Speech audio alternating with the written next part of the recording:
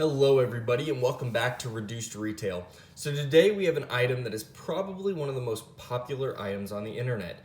And it's a heart rate monitor, but really it's more than that. It is a fitness wristband that will track all of your steps, all of your daily goals. It will, again, have your heart rate integrated with that to help you give a calorie loss, calorie burned kind of efficiency. And this is a very basic one. I found it on eBay and it was about $15. Now, Fitbit sells these all the time. They have a vast amount of different varieties of them, different models. They do different things. This is very basic, but at $15, it's about 3 times cheaper than their lowest model that Fitbit offers. So, will this price point kind of break what this tracker can actually do? So, I want to go kind of through it. So, let's go ahead and take a look at it. The box is actually not too bad. It even shows Android, iOS, so it's going to be, able to be connected. They have their little barcode back here for some information. Heart rate monitor, smart band. Well, let's go ahead. This kind of shows you what it looks like. Pretty basic packaging, but not too bad. But let's go ahead and open it. Alrighty, we have it all opened. Now, I kind of wanted to show you what the box looks like versus what it looks like. And I actually have it flipped around here.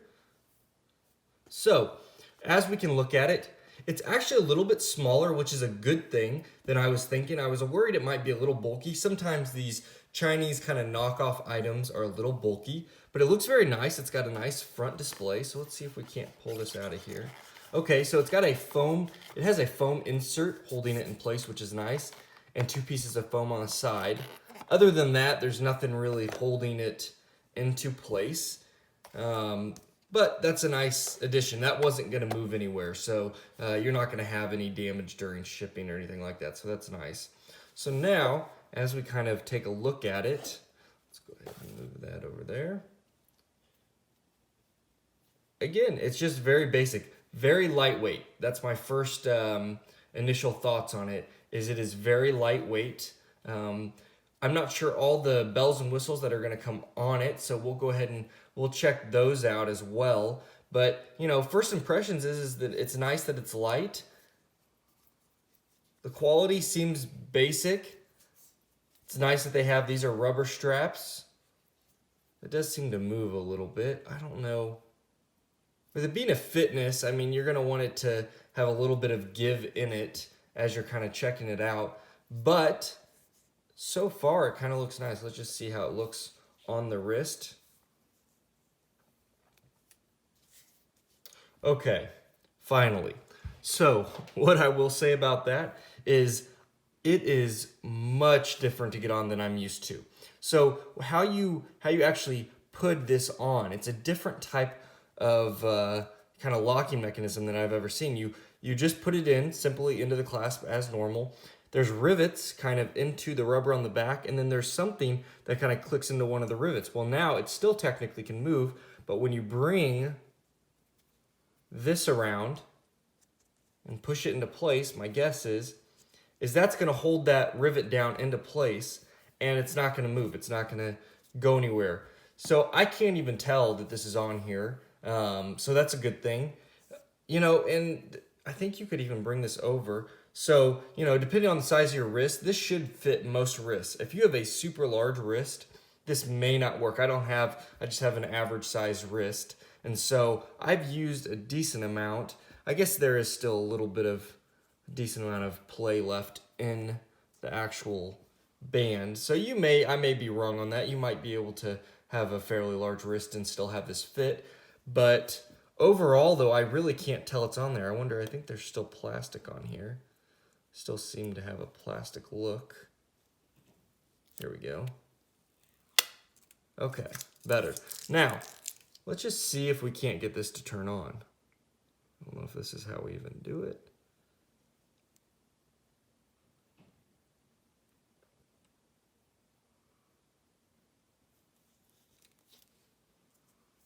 Okay, so that did not turn on. So we may be out of battery life. Might have to go charge this.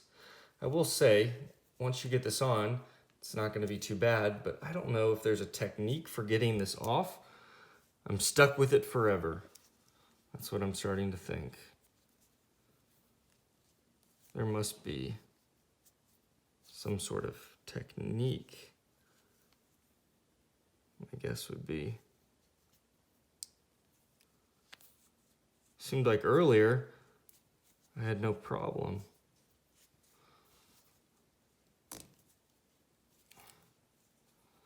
Yeah, once it kind of sets,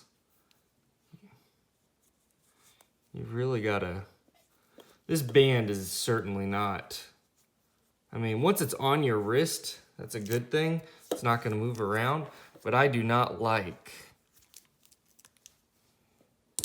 how the band works currently.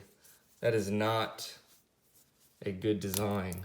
Almost have to pull it off. I don't know if that's normal.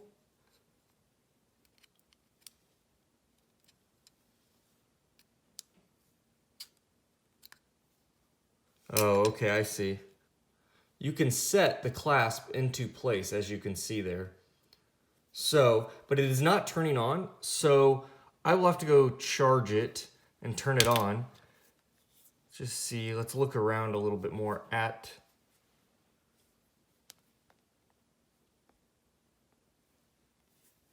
let's look a little more around at the actual device. I'm not actually seeing where we charge it. Let's see if there's any more instructions in here.